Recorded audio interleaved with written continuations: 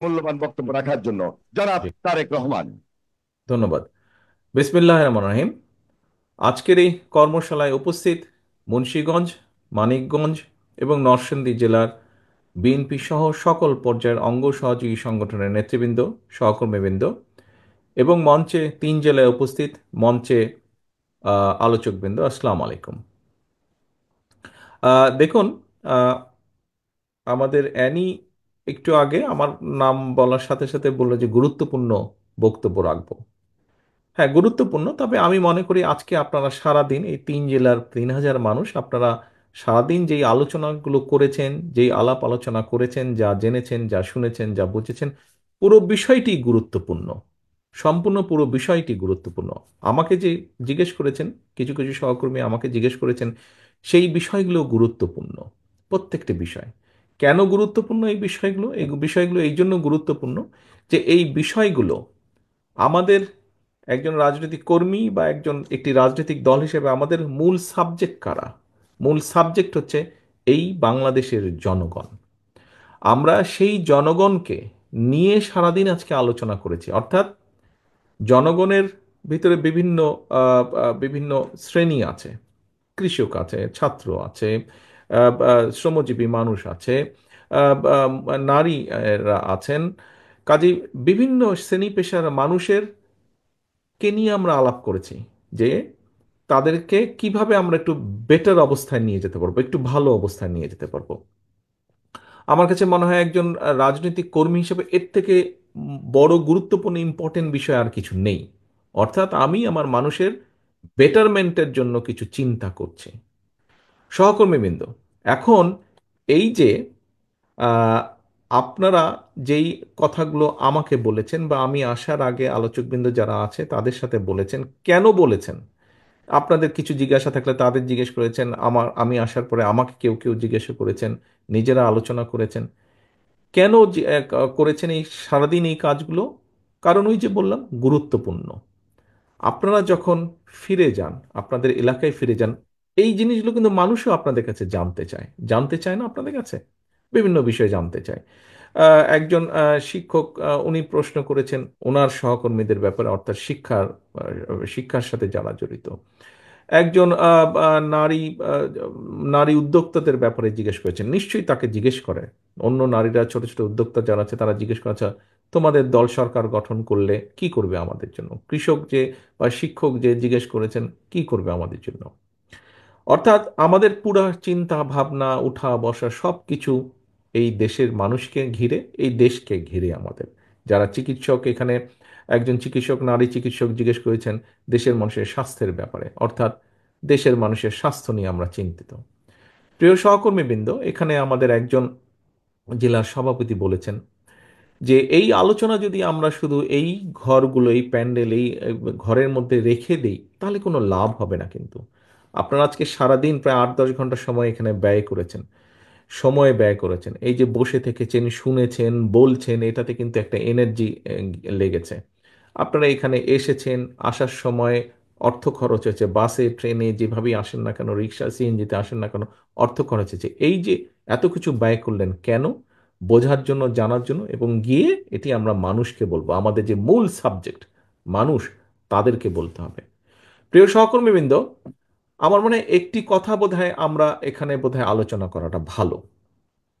অনেকেই হয়তো বলতে পারেন যে আমরা এত কিছু বলছি, অনেক কিছু সুন্দর সুন্দর কথা বলছি, এগুলা কি শুধু আমরা রাজনীতির জন্যই বলছি নাকি? এগুলা কি আমরা বলার জন্যই বলছি কিনা? হতেও পারে, অনেকে মনে করতে পারে এত কথা, 1 থেকে 31 দফা, 31টা এত ভালো ভালো কথা, সবই কি আমরা করব নাকি? আমি দৃঢ়ভাবে বিশ্বাস করি, এই কারণেই আমি বিশ্বাস করি, দেখেন, আজকে আপনারা এখানে যারা বসে আছেন, প্রত্যেকটা মানুষ অনেক অত্যাচার নির্যাতনের পরীক্ষা দিয়েই আজ এখানে এসে আপনারা উপস্থিত হয়েছেন।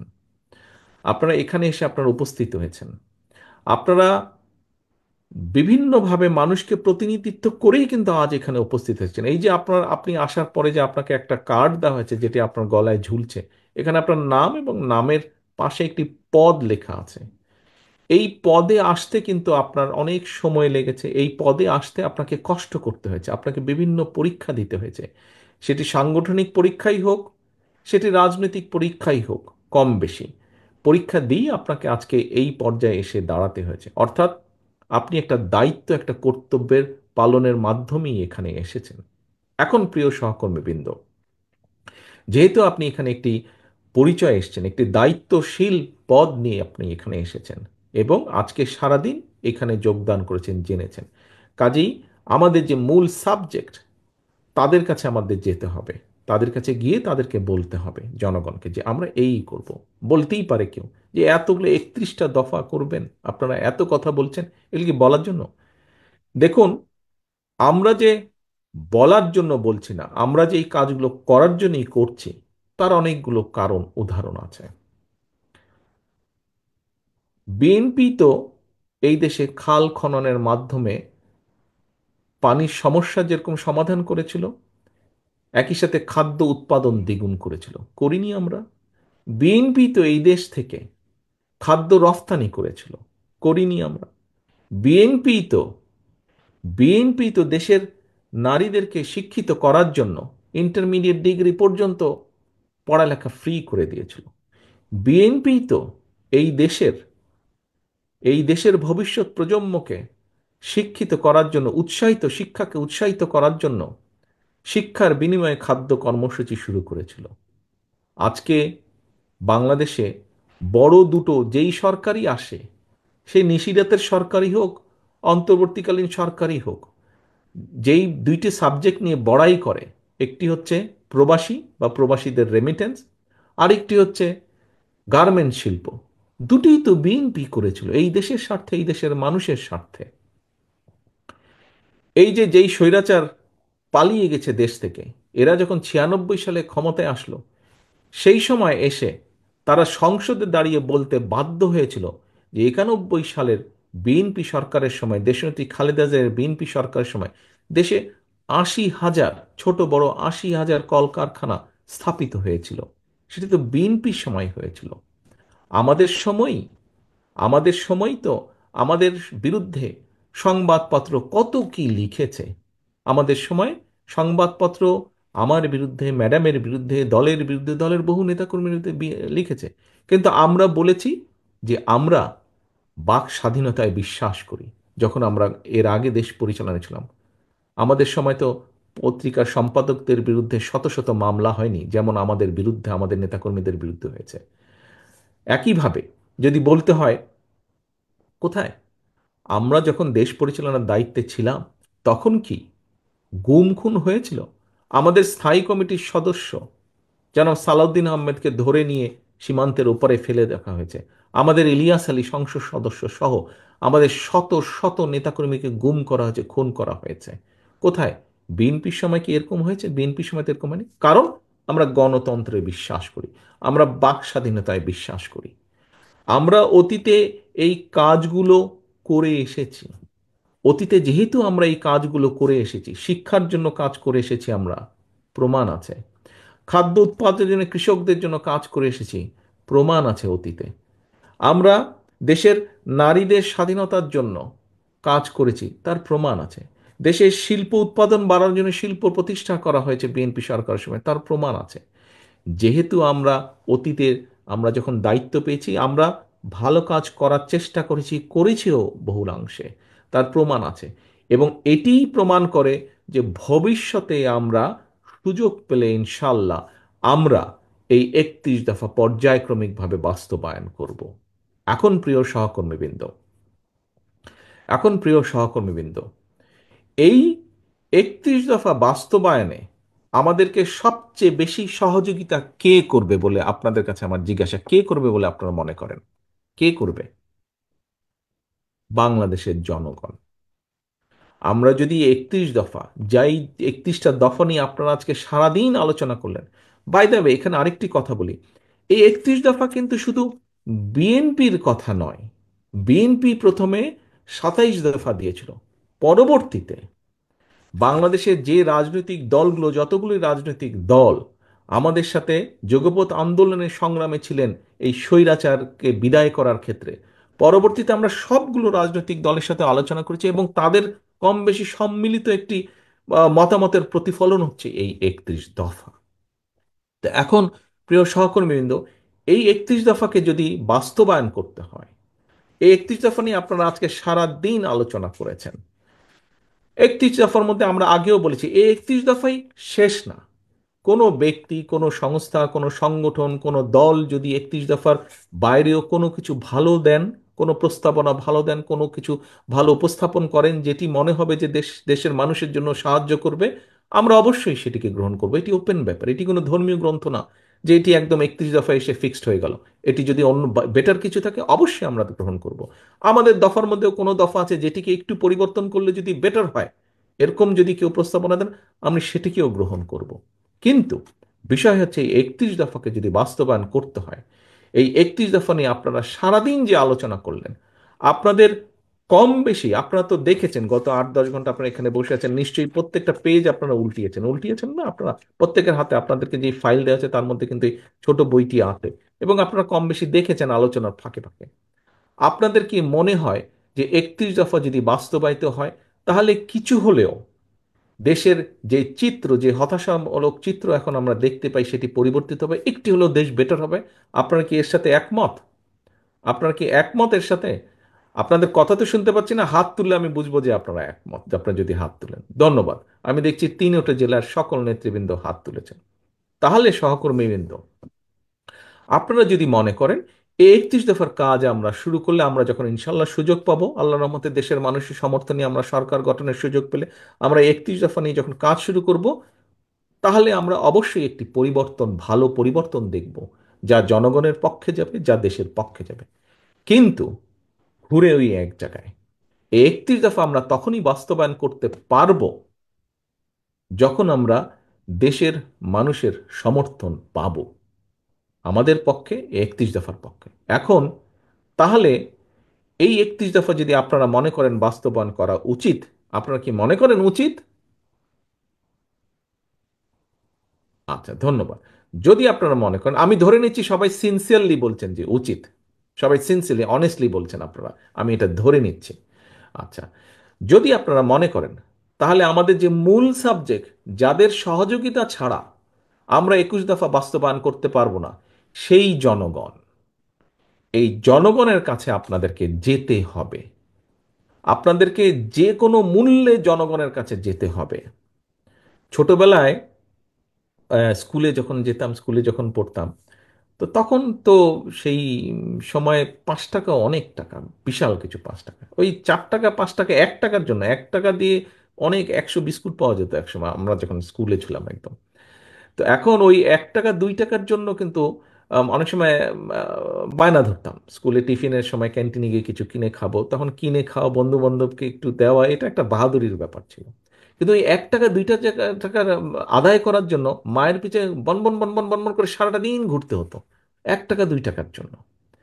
প্রিয় সহকর্মীবৃন্দ, আপনাদেরকে এই 31 দফার পক্ষে সমর্থন নেওয়ার জন্য, 31 দফার পক্ষে, আপনার পক্ষে, আপনার দলের পক্ষে সমর্থন নেওয়ার জন্য আপনাদেরকে, এখানে উপস্থিত প্রতিটা নেতাকর্মী, ডাজেন্ট ম্যাটার আপনি মূল দলের নেতাকর্মী নেতা কিনা, অথবা আপনি অঙ্গ সহযোগী সংগঠনের নেতাকর্মী কিনা, দিন শেষে আপনি বিএনপির লোক, এটাই হচ্ছে আপনার মূল পরিচয়। দিন শেষে আপনি বিএনপি লোক। আপনাকে কিন্তু সাধারণ মানুষ ছাত্রদল, যুবদল, স্বেচ্ছাসেবক, আইনজীবী ফোরাম, মহিলা দল এইভাবে চিনে না, এ বিএনপির লোক, এভাবেই চিনে মানুষ। দিন শেষে আপনাকে ওই জনগণের পিছে, মায়ের পিছে যেরকম 1 টাকা 2 টাকার জন্য বনবন করে ঘুরতাম, আপনাকে জনগণের পিছে বনবন বনবন বনবন করে ঘুরতে হবে আপনাকে। এছাড়া কোনো উপায় নাই, এছাড়া কোনো উপায় নাই। আমি গতকাল একটি অনুষ্ঠানে বলেছিলাম যে আমাদেরকে যদি, গতকাল কি পরশুদিন যাই হোক, যে আমাদেরকে যদি এই নির্বাচনের পুল সেরা পার হতে হয়, তাহলে যেভাবেই হোক জনগণের পিছে আমাদেরকে থাকতে হবে, জনগণকে সাথে রাখতে হবে, জনগণের সাথে আমাদেরকে থাকতে হবে। সহকর্মীবৃন্দ, আপনারা পোড় খাওয়া রাজনীতিবিদ এক একজন এখানে উপস্থিত হয়েছেন। হতে পারেন আপনি গ্রামের, হতে পারেন আপনি ইউনিয়ন পর্যায়ের, হতে পারেন আপনি থানা পর্যায়ে, হতে পারেন আপনি জেলা পর্যায়ে, কিন্তু আপনি রাজনীতি করেই আজকে এখানে এসেছেন। এই যে পাসটা আপনি ঝুলিয়েছেন, এই অনুষ্ঠানে ঢোকার জন্য যে পাস দেওয়া হয়েছে, এই পাসটা অর্জন করতে আপনাকে অনেক কাঠখড় পোড়াতে হয়েছে। এখন আপনার এই অভিজ্ঞতা, আপনার এই জ্ঞান, আপনার এই সব কিছু আপনাকে ব্যয় করতে হবে জনগণের পেছনে। বারে বারে আমি একটি কথা বলেছি, প্রতিদিন আমি একটি কথা বলতে চাইছি, বোঝাতে চাইছি, সহকর্মীবৃন্দ, আপনার বিরুদ্ধে, আপনার দলের বিরুদ্ধে, সর্বোপরি এই দেশের বিরুদ্ধে ষড়যন্ত্র কিন্তু থেমে নেই। দুষ্টু লোকদের দুষ্টামি কিন্তু থেমে নেই। সেটি বাইরেই হোক, আমাদের বাইরেই হোক, সেটি আমাদের দলের ভেতরেই হোক, সেটি আমাদের দেশের ভেতরেই হোক, সেটি আমাদের দেশের বাইরেই হোক। কারণ এই দেশের অর্থ সম্পদ, এই দেশের প্রাকৃতিক সম্পদ অনেকে লোভ দৃষ্টিতে তাকিয়ে থাকে। এই দেশে যদি একটি বিশৃঙ্খলা লাগিয়ে রাখা যায়, তাহলে এইগুলো অনেকের জন্য, দেশের ভেতরেই হোক, দেশের বাইরেই হোক, এই দেশে যদি একটি দুর্বল, জনসমর্থনহীন সরকার, যারা জনগণকে রিপ্রেজেন্ট করে না, এরকম সরকারকে যদি ক্ষমতায় রাখা যায়, তাহলে এই দেশ থেকে অনেকে অনেক কিছু লুটে পুটে নিয়ে যেতে পারবে। বাট এই দেশে যদি জনগণের সমর্থিত, যারা জনগণের কথা বলবে, জনগণের কথা চিন্তা করবে, যারা দেশের কথা বলবে, দেশের কথা চিন্তা করবে, এরকম কেউ যদি দেশ পরিচালনার দায়িত্বে থাকে, তখন দেশের স্বার্থ, জনগণের স্বার্থ নিরাপদ থাকবে। তখন যারা শকুনের দৃষ্টি দিয়ে এই দিকে তাকিয়ে আছে, এই দেশের অর্থ সম্পদ, প্রাকৃতিক সম্পদের দিকে, তখন তারা 10 বার চিন্তা করবে।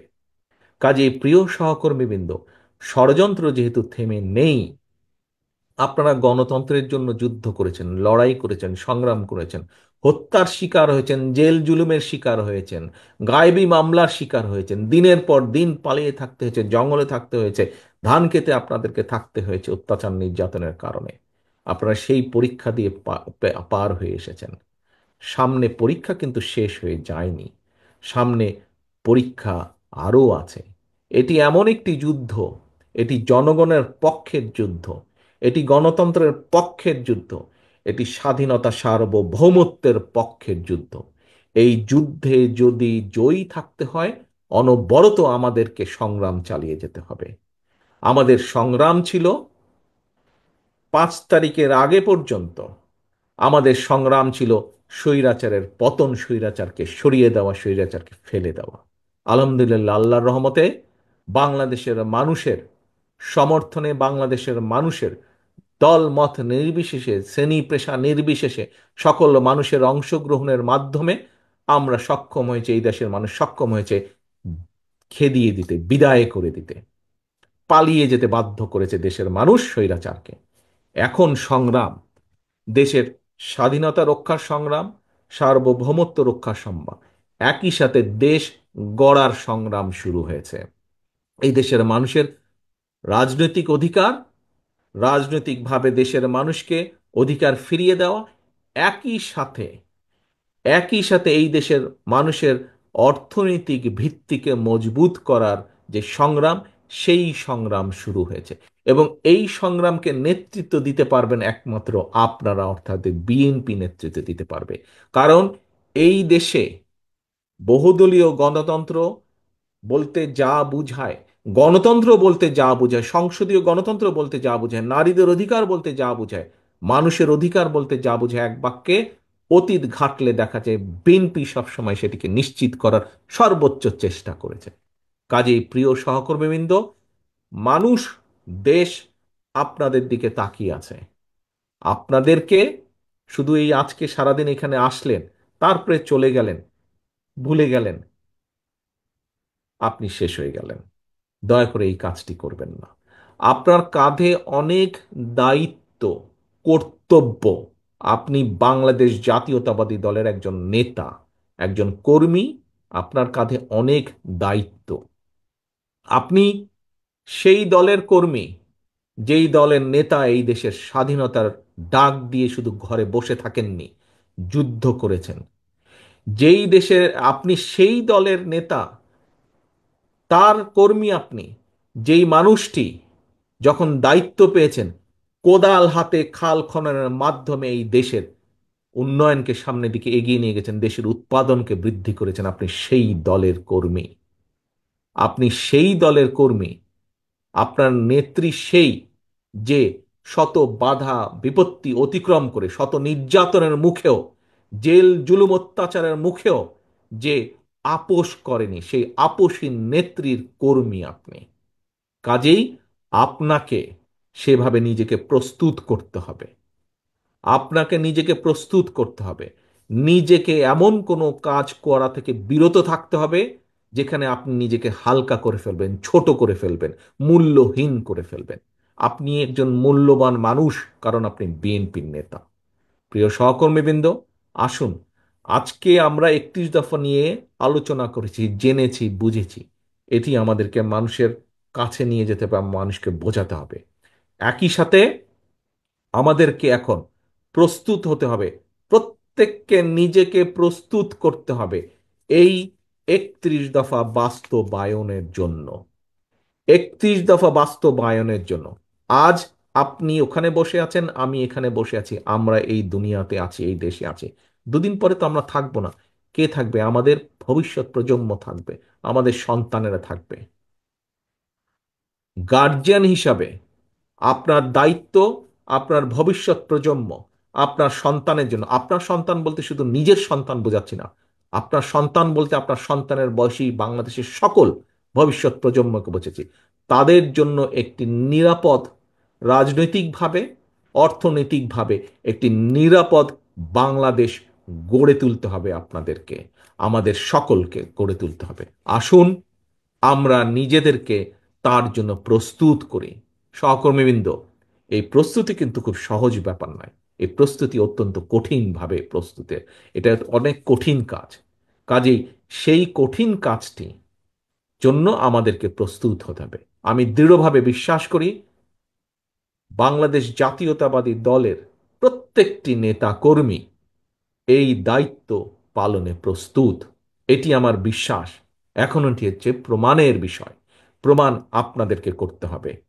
নেতা দলের কর্মী হিসাবে দলের কাছে এটি আপনাদেরকে প্রমাণ করতে হবে, এবং একজন রাজনৈতিক কর্মী হিসাবে, বিএনপির কর্মী হিসাবে জনগণের সামনে আপনাদেরকে এটি প্রমাণ করতে হবে।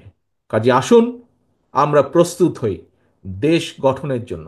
আসুন আমরা নিজেদেরকে প্রস্তুত করি ভবিষ্যতের সেই বাংলাদেশটিকে গড়ে তোলার জন্য, যেই বাংলাদেশটি গড়ে তোলার জন্য গড়তে গিয়ে শহীদ রাষ্ট্রপতি জিয়াউর রহমানকে হত্যা করা হয়েছে।